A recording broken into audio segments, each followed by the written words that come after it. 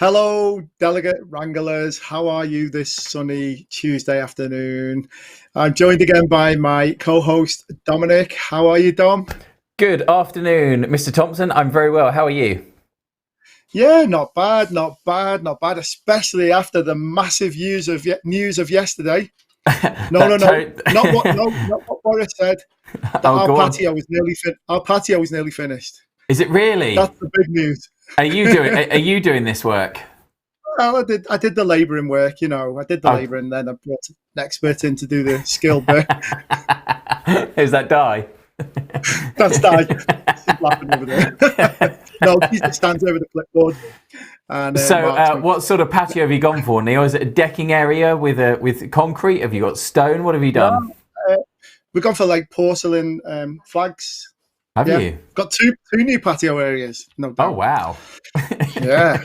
It's not as fancy as it sounds. It's just so we can follow the sun around our garden, really. Fair enough. Anyway, the patio news. Yeah, go on.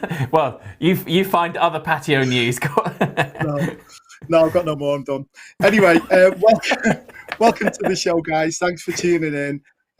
Today, we're going to be talking to James Morgan with a Designing for Behaviour Change Masterclass, which is going to be very exciting. I'm looking forward to that. I've been chatting with James this week, and it looks like a really good show.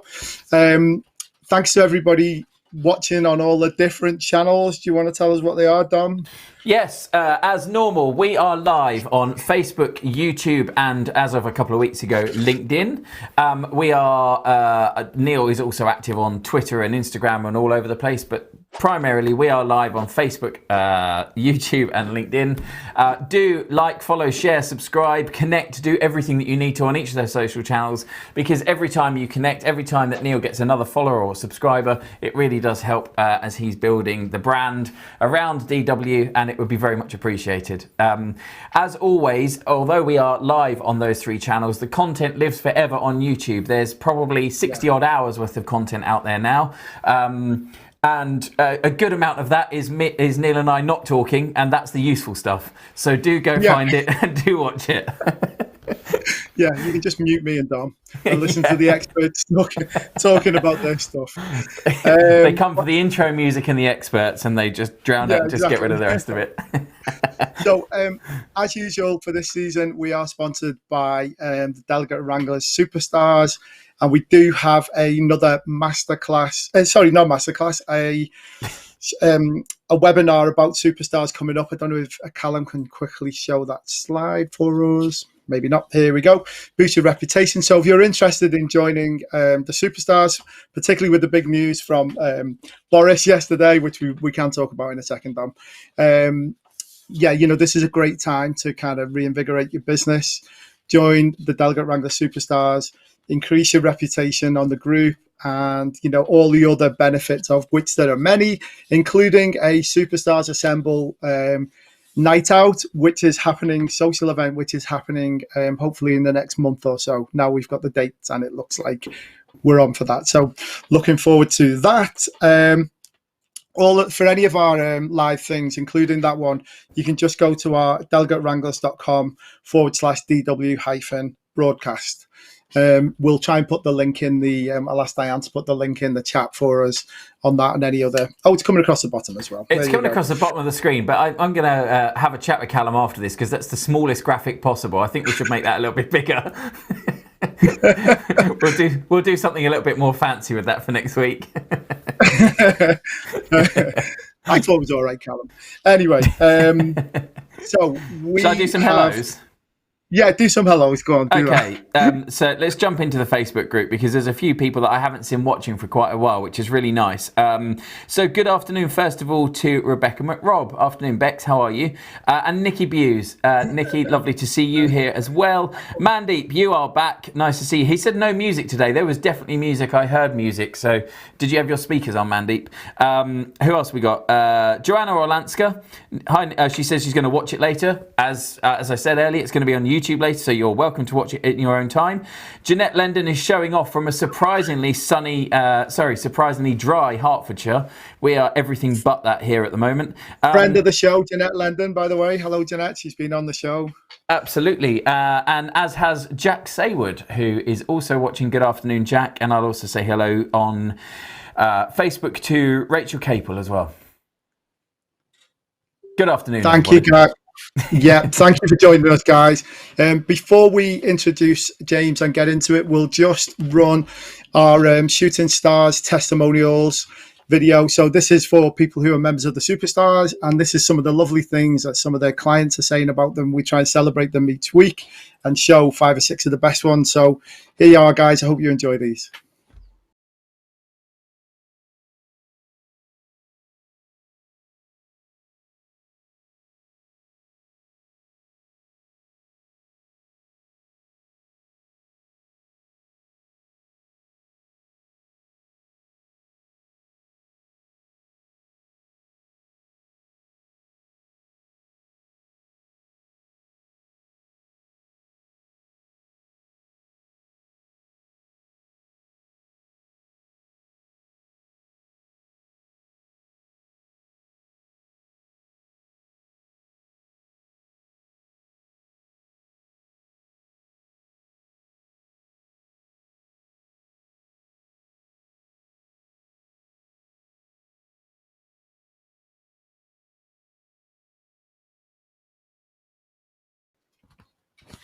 Some of those are absolutely fantastic, and they're really rolling in. So keep them coming in, guys. And as I say, if you want to get your name in lights, like those guys, come and join our webinar on the 15th. I think it's next Thursday. Yes, that's right. We'll come to what's coming up at the end, so you'll be reminded in print as to when that's happening, Neil.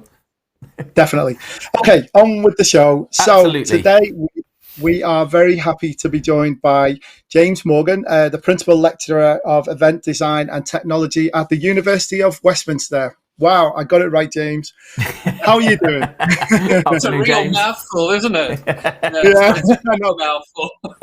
It's just one of your titles as well, I know there. So anyway, James, thank you for joining us on the show. Really looking forward to it. Sure. Before we get into it, we always ask people to give us a very quick brief biog on how you got to where you are and what you're doing.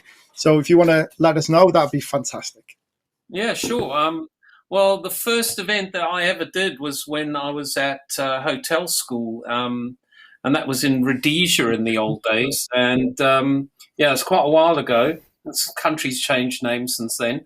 And we used to do the RAG events every year. It was a charity kind of thing. And I volunteered stupidly to be the chair for that and organise the event. So we had 20 floats going through the town and all sorts of other events around that. And that's where I got the bug for the events business, and worked in hospitality for a while. Then went into PR for food and drink companies, restaurants and hotels. And that included doing a lot of events, as did the hospitality job. And then that morphed into a marketing and events agency. And then that morphed into deciding to, at probably double the weight I was in those days, to deciding I needed to get healthier, and decided to go back to university, and then studied a BA, MA, a PhD, and then started teaching at Westminster, and here I am today. Fantastic. Wow, quite a journey. And, as always with events, it always starts off so kind of innocently, just doing something, and then suddenly you get the bug for it, and then boom, you can't. There's no escape there. James, I'm going to jump in. I know it's not directly related to what we're going to talk about today, but I'm interested to know how you and the students have coped over lockdown, and how you've managed and what you've been doing. Dom, it's been pretty difficult for them. I mean, for us, we've had to adapt our teaching and learning methods. We've had to give a lot more help to the students. But, they've done a fantastic job, I've got to say. Looking at, we've just done all the exam boards for this last year, and the students have done extremely well under a lot of pressure. We have at Westminster, I suppose we're quite lucky. on our course, particularly, nearly 70% of our students are not from the UK. So we're talking about students all around the world, from China through to the US, and connectivity issues, the time of day issues, and all those kinds of things. They all got over all of that stuff, and they've done a fantastic job. Good to hear. Yeah, really, really tough time, and hats off to all of them for sticking with it, I guess, as well. But hopefully, we're seeing the end of that now, and moving forward after the announcement yesterday. So, anyway, you don't mean your patio James, this time, though, right? No, I don't mean my patio. I'll give you a live update, though. I'll give the group a live update. So, behaviour change. What does that? I'm sure that means different things to different people. What's your definition of it? What does it mean to you? Well, Neil, it's really a process. Any marketer or event, live marketing, which is what we do really, especially from the corporate point of view, is about, B2B is changing behavior. It's getting, or even B2C is getting your customers. I'm going to use mainly for this talk, looking at an internal sales kickoff event.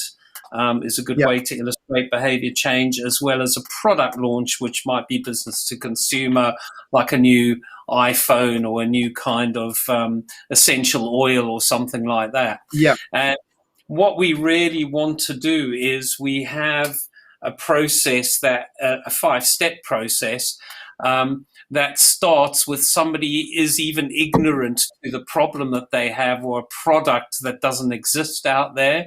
But that may offer them some kind of benefit, educational benefit, health benefit, well-being benefit, or just, the fact that they want a television, a new television, but a different brand to what they have. And they may not even realize that. And as live marketers or event organizers, what we want to do is we want them to change their behavior.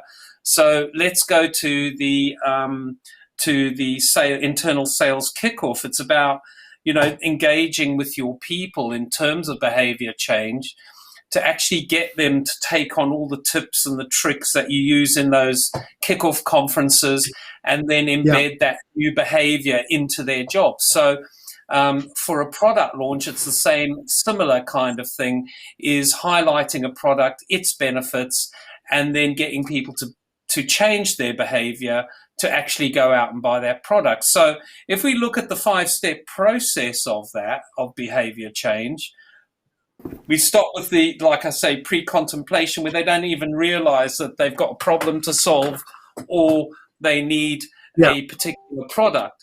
So this is where we come in as the live marketers, as we start looking at what we need to do in order to sell a product or to change behavior.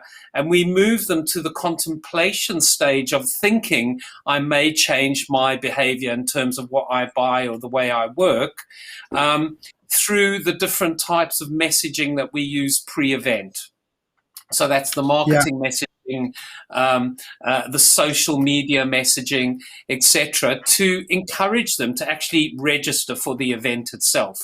James, sorry to interrupt. Could I just say, so when you say that, does that actually mean right from kind of like, it could be like an advert on Facebook or something that they've seen to set, that kind of asks them a question, or whatever it is? Yeah, exactly, Neil. So you put out your DW Masterclass graphics online on LinkedIn or Facebook, and people have never thought about designing around behavior change. And then they see that and they go, oh, actually, maybe this is something I need to listen to. That becomes the contemplation stage, because I want to solve my event design problems, because what I'm not seeing is I'm not seeing a lot of registrations for my event, or the program is not enticing enough, or whatever the case may be. Yeah. So that is that contemplation stage, is getting people to turn up, register, get involved. Because James, that's massively applicable to most event organizers, I guess. When they're putting on an event that they want some people to attend, this is applicable to everyone, or a sales thing. It can, it's so widespread what you're saying. I think it is, and if you think about the contemplation period, quite often people don't even realize that they need something or they have a problem to solve. But when it's put in front of them, they go, yes, I have a problem about this. I'm going to go to that event. I need to register. So that's where we get that contemplation piece happening. Right. And then we move on to the next stage in that behavior change equation, which is preparing for behavior change. And we know, so somebody's registered for our event, so what do they do next? Well, they book time in their diary, they book a hotel, they book the travel, and most importantly, their mindset changes, that they open to change. They are open to attending this event. They're preparing for it. You get that feeling of anticipation, like, what's it going to be like? Who am I going to meet there? What kind of information am I going to get? So that's all in that preparation stage. And then they turn up to the event, which is the fourth part of that equation, which is what we call the action part of that. Now, this is the important part, because as event designers, what we are trying to do is engage people at the event itself. And I think it's really important in terms of the action that we look at not only the event design, we look at the content design, the messaging. This is where the behavior the change will really start and be adopted in terms of the event. So let's go back to the sales kickoff. The action is, as the designer, who's on the program and what are they talking about and what tools and tips are they giving to the salespeople in that room or online? Or if it's the product launch, what are the benefits of this product? What is the cost of this product? Where can I buy the product? And all that would have to be incorporated into the program itself. So that when people actually take action by attending, it's matched by the action of the organizer, the planner, the designer, to actually make sure that their action meets the action of that person who's going to change their behavior. So it's that is also what we need to look at in terms of what I call the engagement side of things and the engagement level itself, which we'll come on to a bit later. But probably the most important part of this behavior change piece is the maintenance of behavior change. So let's take, for example, you go to the event and you're going to buy a new essential oil, or you want to find out about that essential oil. You go off to the event, that's the action you're taking, and you get to that event and they give you a voucher. You can go into Holland & Barrett, cash in your voucher, get 20% off. So you've changed your behavior because you've never had that essential oil before. But the question is how does the event designer, planner, live marketer maintain that behavior change so that you keep on going back to Holland & Barrett and buying that essential oil? Because otherwise it just becomes a one-off transaction. So behavior hasn't really changed, has it? It's only changed in that particular moment in time. And what we need to do is we need to maintain that behavior change post-event, where the organizer will get attendees to actually maintain that behavior change through various tools and communications. So it could, post-event communications can be more discounts, or it can be, we'll enter you into a lottery, or it can be, come to our next conference, or like a Tupperware party, meet all these people that love this essential oil. So it's about that communication piece to actually keep that behavior change going. And then in that hope, the maintenance will create super fans and, people who are loyal to the brand. They see the benefits of the brand. And if you think about the internal sales conference and the maintenance of that, that's probably easier for us to measure internally, because we can look at people's sales figures. We can keep on putting out mini training sessions internally to maintain that behavior of the tips and tricks to sell more this particular financial year. Yeah. So, James, I mean, Dom, I don't know about you, but I find that really useful, because I I do a lot of kind of marketing, James. I kind of market these shows, I market the superstars, lots of things that we've got coming up on, on the Delegate Wranglers, new features.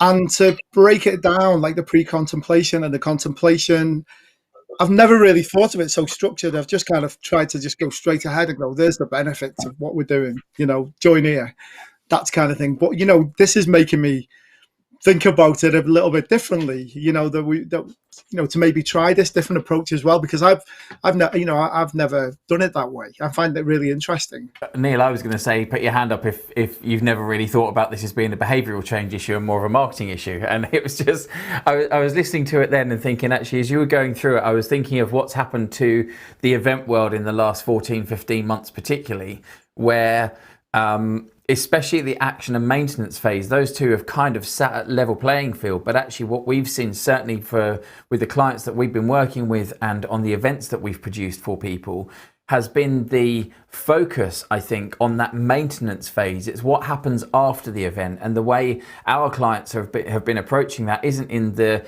Holland and Barrett voucher as such, but in the event equivalent of continuing to deliver value by putting the content out there and making the content from an event available on demand. Because the longer people engage with that afterwards, the longer you keep them engaged with the event, the content as a whole. And I find that fascinating, that actually you've just put some words around exactly what we've seen happen in the last 14, 15 months. Yeah, no, it's really an important part, because that's how you create brand loyalty or fandom, is through that process. It's that kind of 360 view of looking at those digital assets that you've created over the last how many months, 15 months, I think it is now, Dom. So I think that's a really, really important part of it. And then that maintenance communication piece can also be used for different products or different actions by the live marketer or the planner, the corporate planner, etc., for the future, because they already have those channels of communication open. And the people that are on those channels, that stick with those channels, are the fans. And then they will become more open to contemplating a different product or a different way of working. And you can start, absolutely. You can start dropping hints for those other things quite early on in that maintenance phase. So once you start putting that content out, for example, post-event, you can start dropping hints about the next events coming up, so that while people are still engaged with this event that you put on, they're already contemplating the next one, because you're forcing that train of thought. Exactly. Yeah. I'm just going to jump in. Just going to jump in there, James, and just say to everybody in the chat, if you guys have taken this approach, and it's tell us about how your results have been, or what do you do anything differently? Be interesting to know what you guys do. And James, I was just going to say as well, from what you and Dom just said, by creating those super fans, I guess the pre-contemplation and contemplations parts are a lot easier, because you've almost got them as fans, and they don't have to look up who you are and think about what you do. You've already got them a little bit. Well, I guess exactly. in some ways, Neil, actually, you've started developing your super fans with DW All Stars. They are the super fans of the group. They're the ones that have had a huge amount of value from the group, and that's kind of where you're taking it, albeit perhaps not realizing that that's what you were doing. Yeah, and just think about the characteristics of a super fan. Is that they are emotionally engaged in the group. And I think this brings us on to the next point, is that when you're actually designing for behavior change, you don't go, okay, these are my event objectives for my internal sales conference. It's going to be from 9 to 5. I want 500 people there from the company. You use your kind of SMART objective. Strategically, they need to learn about this new product. But what we're not doing in these kinds of just objective setting in a very basic way is we're not stepping back in that process and saying, well, we need to identify what behavior change we want, and then we need to design that process pre, during, and post-event. And then we also need the engagement plan to actually reinforce the behavior change. And then we can set the objectives within the context of those two areas. So I would suggest we start with the behavior change equation, and then we move into what I call the process for setting objectives. And that first part is about the behavior change strategy, and the second part is the engagement strategy that dovetails into the behavior change in terms of those various elements. So you have to have an engagement plan, because without the engagement plan, how do you actually get the behavior change? Because the engagement, if somebody sat behind a pillar at your conference, for example, how are they going to change their behavior? Or, for example, if you are using snowboarder language to an over 60s audience, how are they going to understand what you're saying? So the engagement plan needs to have a positive impact on those people to change their behavior. So I just want to, if that's okay, to go through this engagement idea in a bit more detail. So, there's three basic elements, and the engagement planning is really being lifted from education, from the education field, and a lot of research has been done for decades on how best to engage students. Now, if you sat in an internal sales conference, or you sat in a product launch for an essential oil, what is happening there is people are educating you on the benefits of the product or the strategy, etc. That makes sense, right? Now, how do you engage them? And there's three areas to that. Is, do they understand the content? Do the organizers understand the persona types, the people that are in the room, and the suitability of the content that they're going to use for that particular event? And then the next area that we would look at is the behavior of the attendees within the space, the physical setting of the event. So as I said, if somebody sat behind a pillar, nothing's going to happen. They're just going to walk out, or probably will leave early. Each persona type will behave differently. So if we think about, from a marketer's point of view, you guys are segmenting an audience in terms of who's going to come to my event. And part of that segmentation process, yes, it's fine, we can use demographics and geographic locations, but probably the most important for the events industry is what we call the psychographic segmentation. The likes, the dislikes, the beliefs, the morals, etc. All those psychological points that people will have and will impact, the way the content will impact on the likes, the dislikes, and those psychographic areas. So we have to consider that. So in terms of behavioral, how are we looking at those personas and how will they react in that space? So when you go into a conference area, you see aisles, you see rows of chairs, and what you do is you walk into the room, and some people sit at the front of the room or the front of the bus, and some people sit at the back of the bus. It's this kind of spatial location of people and where they feel comfortable. Some people prefer to sit in the middle. Some people might want to sit next to the aisle. And everybody reacts in a different kind of way because we're all different. But when we actually looking at the physical setting, we have to make sure that we design a physical setting that is easy to read. We have a decent screen with a big PowerPoint presentation going on so everybody in the room can see it. We probably want the speakers raised up slightly to give them an air of authority when they're speaking to people, and people can see them clearly. So the setting becomes really, really important. Even down to the food, how are you going to serve the food in that setting? Are people going to have to queue and all the rest of it? Because if, for example, there's a terrible queue coming into the event, a terrible queue getting a coffee or getting lunch, then we're probably going to have some kind of negative emotional impact there. Just as if it all goes very smoothly, we'll have a positive emotional impact. And that is the third part of the engagement area, is that emotional piece. So people will be impacted by the setting. They'll be impacted by their understanding of the content via the persona types. And if they're having if the setting works for them, if they understand, then they will more than likely have a positive emotional reaction to that event, the sales conference, or the sales, the product launch. James, just going to jump in, because Chrissy's just made a really great point, which is physical setting is everything, but so is sound. Sound's really important, and actually in that particular instance that you've just given, she couldn't be more right. Sound really is. Oh, absolutely. So I'm just coming on to this point next, and then you can start building in emotional triggers to actually up that emotional impact. So, for example, we all love a countdown, don't we? It's New Year, and then everybody's screaming and shouting 10, 9, 8, and then they all jumping around the room and snogging each other, right?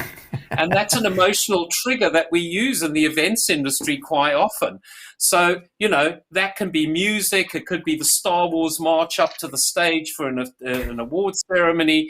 And sound is really important, just as lighting is important. Yeah. Using the spotlight on somebody walking up to the stage at an awards ceremony makes them feel good. It highlights that person. People get emotional about, God, I wish they hadn't have won. We deserved it. Or congratulations, Neil, you did a fantastic job on DW. It's very sensory, isn't it? When I talk about the physical setting, I'm talking about all those production elements we use. Yeah. James, I had a quick point to make. One is about persona types. Is that something that you try and, because obviously if you've got an audience of 100 people coming to an event, it's quite difficult to understand what everybody's persona type is. So is that something that you can do in advance, or is it just something you kind of take the temperature of in the room by asking, questions and polls and, getting them engaged? Or is it something you can do before with cleverly asked questions and things? Yeah, you need to understand your persona types, and quite often you can do that in the registration process without making it too complex and too much friction in that transaction of saying, well, what's your granny's shoe size? Some people just have these questions that just go crazy, but you can actually ask 2 or 3 clever questions to look at what kind of personas, because with any event, we need to have at least 3 to 4 personas, maybe for a larger one, 8, 9, 10. And that's what people do. You look at a company like Maritz, and they have a psychographic unit within Maritz events in the US, where they just look at personas for events, and that's what they do. And they look at those personas, and then they aggregate the likes, the dislikes, etc., and all those psychographic elements of the personas. And then they can say, okay, well, persona 3, 4, 5, 6, and 7 all like this one thing. Yeah. And these personas all dislike this one thing. You have to aggregate it, Neil. You can't, we say, cool. Personalize it for everybody. You just can't do it. You could probably do it for people at your dinner party, but when you're talking 6,000 people at a large conference, there's no way. You have to aggregate, but you can personalize it through technology with certain things that they can sign up to. So I totally agree with you. And my final point was about the sensory side, because we've all put out surveys after events, and they'll be talking, they'll just tick the box for how the speakers did, but you ask them to kind of rate the lunch, and it's like, you'll get some real passionate views about the lunches, the quality of the lunch or not. So I do know what I mean. Honestly, I do strongly believe that that's an important part of, getting off to a good start with events as well, just right from the start. It's really basic, but obvious. Well, it is obvious, because at the end of the day, people are putting stuff into their bodies that you've provided. And, because even if it's a no charge event, people are still looking for value within that attendee transaction. They are attending, they're using their time, and they want as best experience as possible. Now, if the food's fantastic, that's great. And that's the one thing that you can really fall down on. If you've got a program of 8 speakers and one's really boring, you're going to kind of be okay. Yeah. But if you serve something for lunch and it's dried and nasty, everybody will experience that, and they'll probably, judge the event on that particular thing, because, food is emotional as well, isn't it? The way you taste stuff, absolutely, the way you smell stuff, and you have an emotional reaction to that. Yeah, definitely. Yeah, absolutely. Jeanette's just made the comment, I think now more than ever, the whole package is so important. Actually going to a real life in-person event is a treat now, and people appreciate and respect it even more. And then added, this is so interesting. But I think it's going to be really interesting to see how people react to all of these things completely differently. Having had 16 months of event drought, to go back into it, and we start going back to them in a few months' time, hopefully, and we see these big events start developing again. People's reactions to these things could be completely different, in some ways heightened, and perhaps in some ways perhaps the food at those events is going to be less of an issue now because they're just grateful to be around people.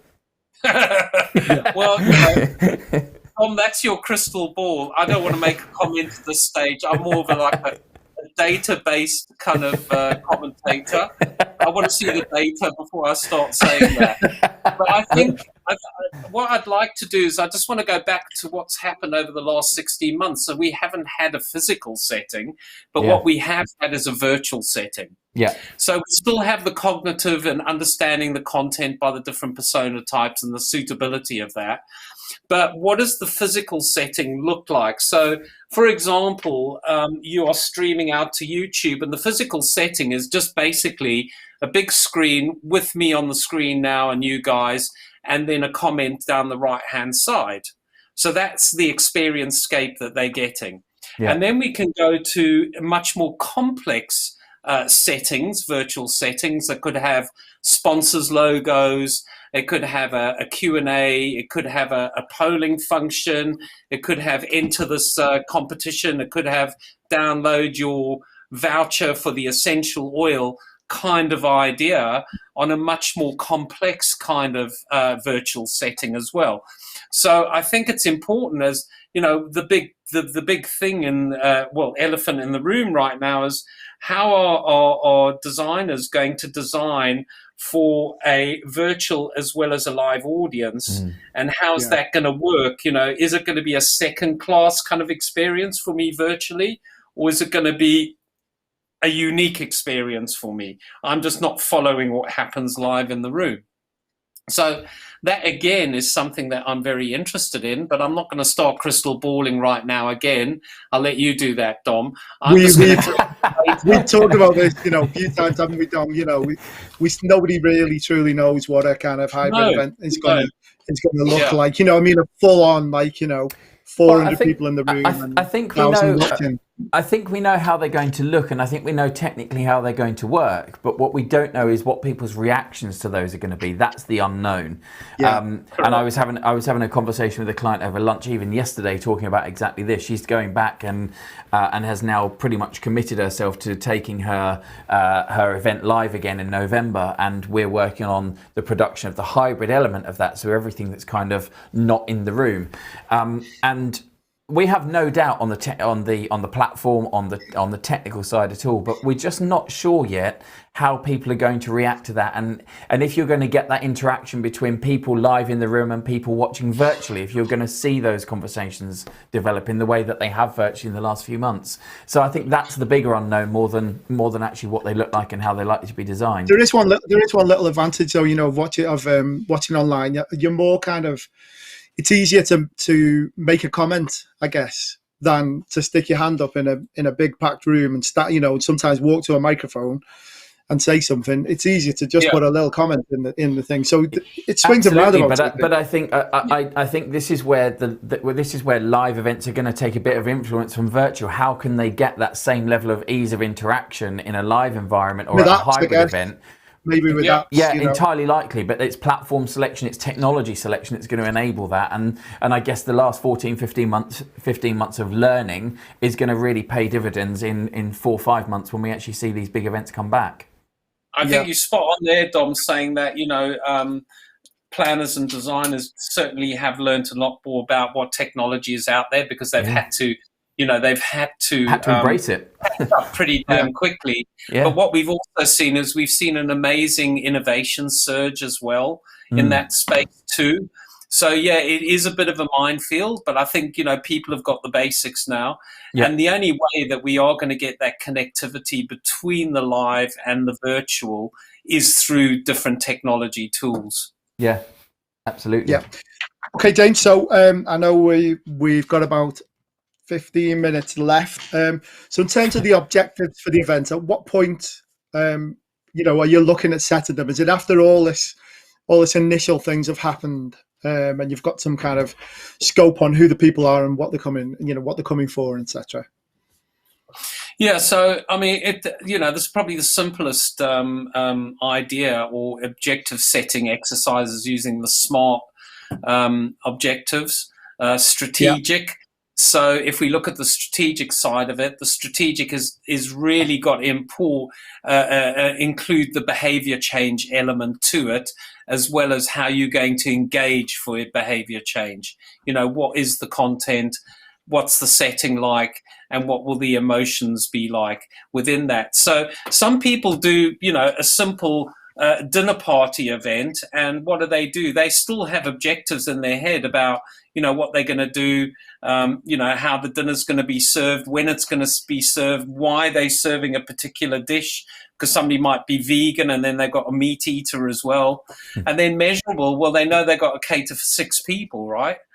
And then the next one is achievable. So, how do you achieve that? What are the tools that you're going to use to achieve that particular, that strategic objective? Is it too outlandish? I'm going to say I'm going to have caviar at my dinner party when I've got a £20 budget, right?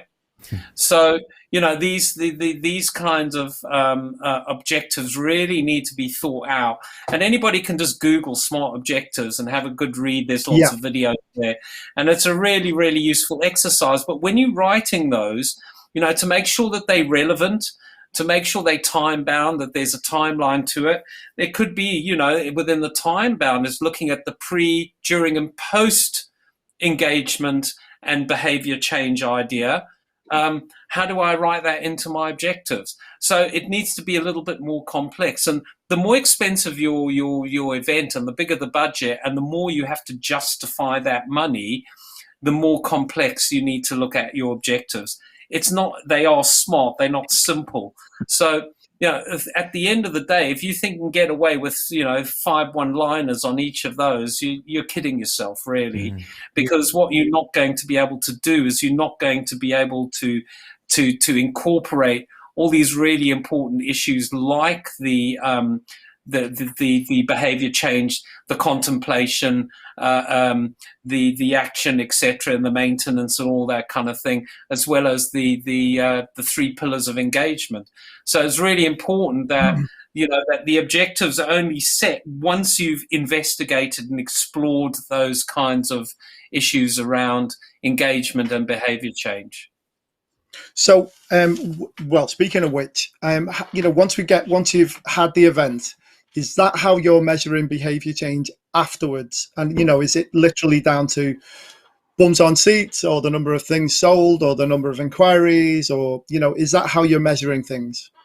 Yeah, we have both qualitative and quantitative measurement. So let's talk about the qualitative, because that's a little bit more tricky.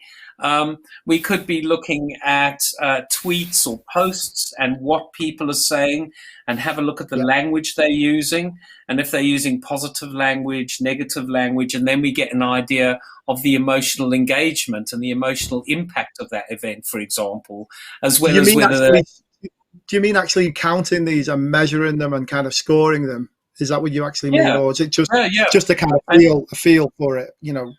There are tools out there to, if anybody wants to look up netnography and social media measurement, these are all tools that can be used where you actually look at the language that people are using. You can collect all these things very easily for your event by, looking at your hashtag for your event and having a look through, and then looking at particular themes within those posts, and then picking out those themes and then, cutting and pasting the information into those themes and then looking at it overall. Now, that's if you've got the time to do that. If you're doing an event for 100 people, I'd probably have just a brief look at the hashtag and see what came out of it. Yeah. If you've got 6,000, if you're doing Cisco Live, for example, and that behavior change is really important, because what you're bringing all these thousands of people into a venue and you putting them through all these educational workshops and things like that, and to get them to change their behavior, buy more Cisco, be better at their jobs, etc. You really need to actually spend some money on that and to identify, where the problems and challenges were, where the best impact was, and how can you amplify that through the maintenance stage. So it's really important having that qualitative idea, because it gives you a deeper dive into the data.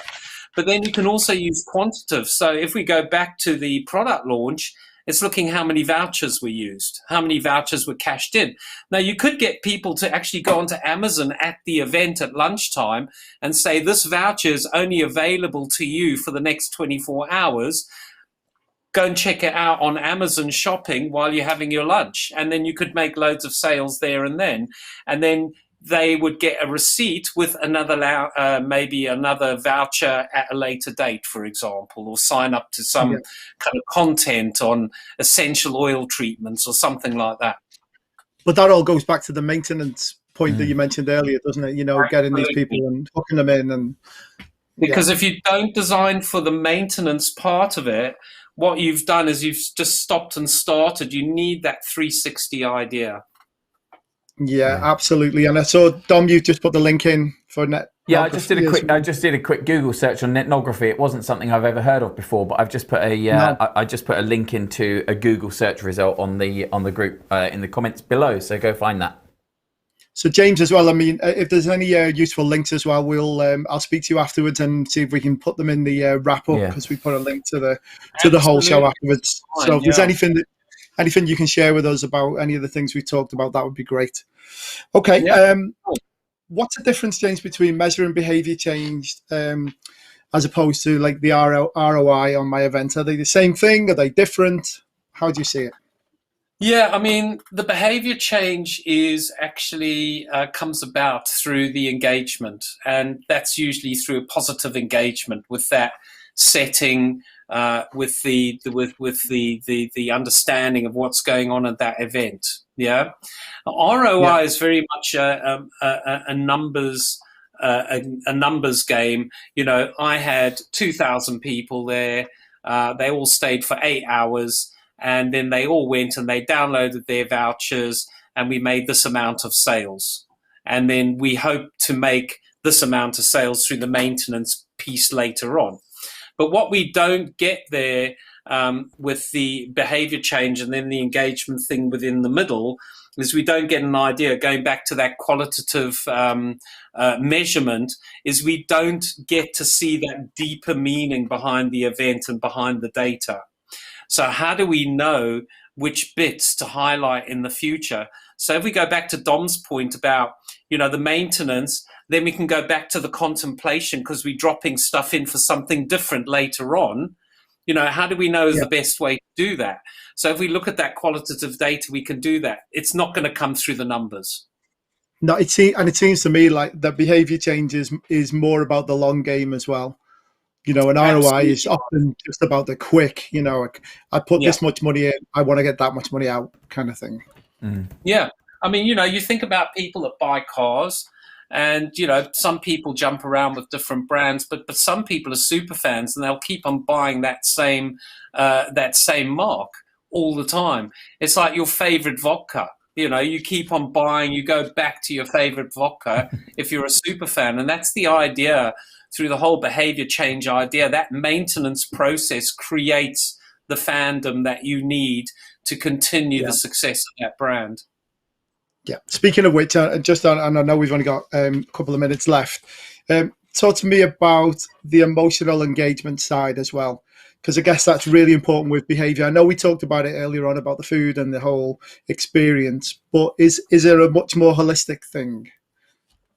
Yeah, I mean, without the emotional engagement, Neil, we really are we're not going to get effective behavior change. People might behave change their behavior there and then and cash in their voucher during lunch on the Amazon website because it's only available for 24 hours and they want to give it a go. But in terms of the long game, like you say, unless we have that positive emotional engagement and you can tick some boxes, get people excited, create positive memories, then that's going to create better behavior change that's going to last a lot longer. Great stuff. Well, we're just about out of time. Dom, I don't know about you, but I have found this really fascinating. I mean, and it's so useful to so many people as well, this conversation. The applications of this just, and again, you know, we've said this a few times with the stuff that we've done on this show, the application of the masterclasses isn't just limited to events, it's to anybody outside it. And this one particularly, I've just been flicking through the notes that James put together in advance just to make sure we covered everything basically. And there's so much we could carry on talking about, and there's so many elements of this that we could dive deep into, but as a broad overview, I think it's been absolutely fascinating. And James, I really appreciate it because it's stuff that I just never considered, didn't know, hadn't thought of before. And I'm sure I'm not going to be the only one. You might not have directly thought of it, but it's in your gut. You know that when you creating an event, people have got to understand what you're trying to do, to be able to understand the content. We do these things automatically, but I think it's boxing it up so that we can actually have clearer thoughts about it. We can actually respond if there's any problems, and we can also teach others in our organization about the same things by boxing it up in this way. That's what I mean, I've learned from it, James, that, you know, I just, like you say, I think I just do some of these things automatically, but I could be so much more structured in my approach to it without hindering it in terms of, you know, must do A, must do B, must do C, just kind of having a bit more structure to it, a bit more thought process, would definitely benefit me to help that behavior change. I've really, really enjoyed today. Oh, good, Neil. I'm glad I could shed some light on this. It's my pet subject. I research, so you know it's something that's ongoing for me all the time.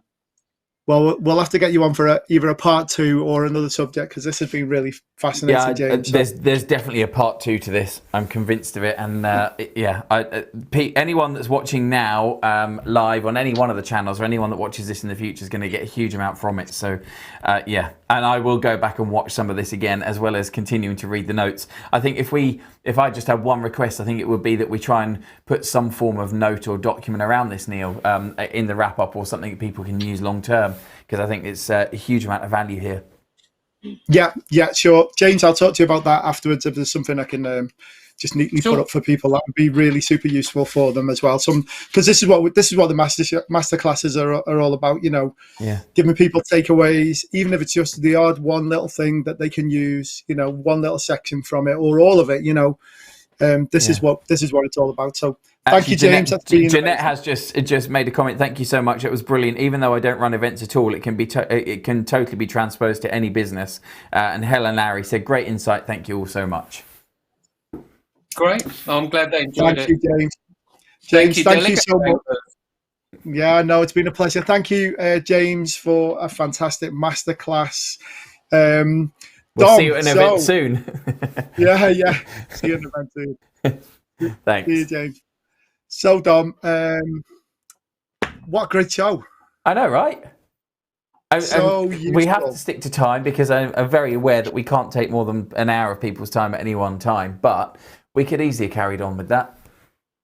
Yeah, what I would say, guys, is please share this one with people, because there's so many ways you can apply this. And, you know, if you're selling something or you're promoting an event, whatever you're doing, there's different ways that you can apply this, or even just some parts of it to help you and you know, to give it some more thought and structure.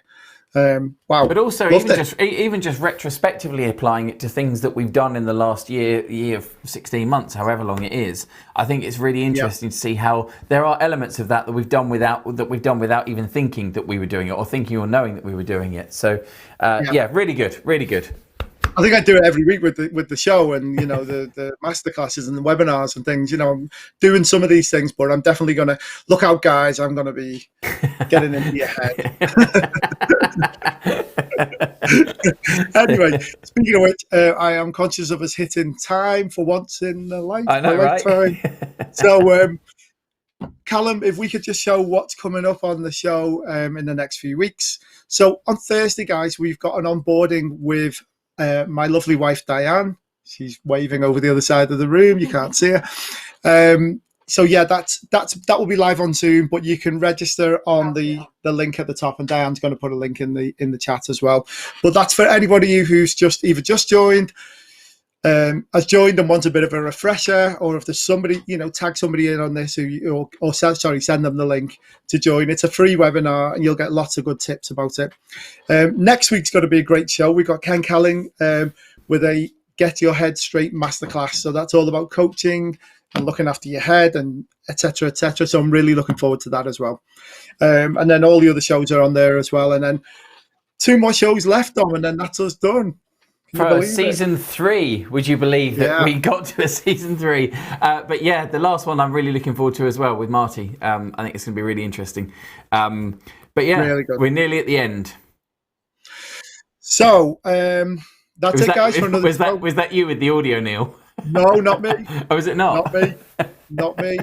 Not done anything. So guys, that's all it's done for another week. A big thank you to Event Case for the registration, Dom and the team from Stream, Callum pressing all the buttons magically as usual, and most of all to James for a fantastic presentation. We really, really enjoyed that. And for you guys to watch in on LinkedIn, not Instagram, soon, hopefully Instagram. We need Instagram, Facebook and YouTube as well. So have I missed anything, Dom? I think I've got everything. No, that's it. We're done. And for once, we're pretty much on time. So I will just say from me, thank you very much. Thanks to everyone watching, whether it's now or in the future. And we will see you again 1:30 next week with Ken Kelling. Yeah, and more patio news next week. Oh, yeah, and more patio news. Bye-bye. See you guys.